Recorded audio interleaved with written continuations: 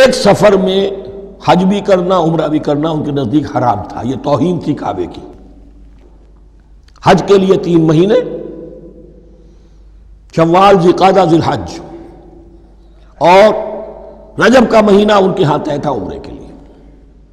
عمرے کے لیے علیحدہ سفر کرو، اس کے لیے علیحدہ سفر کرو۔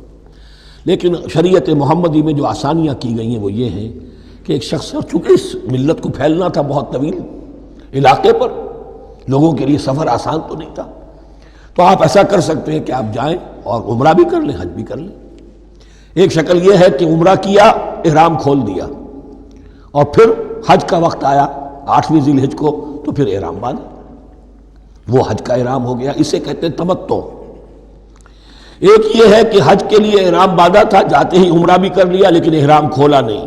اسی احرام میں جاری رکھ کر اسے، اور اسی میں حج بھی کر لیا، یہ قران کہلاتا ہے، جمع کر دیا ایک ہی احرام میں عمرے کو بھی اور حج کو بھی۔ ذالک لمن لم یکن اہلہ حاضر المسجد الحرام،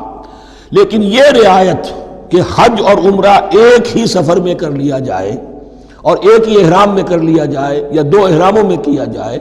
یا یہ کہ ان دونوں کو جمع کرنے کی شکل جو ہے، یہ ایک رعایت ہے کن کے لیے؟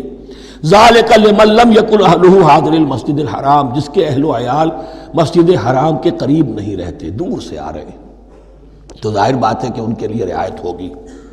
واتقوا اللہ،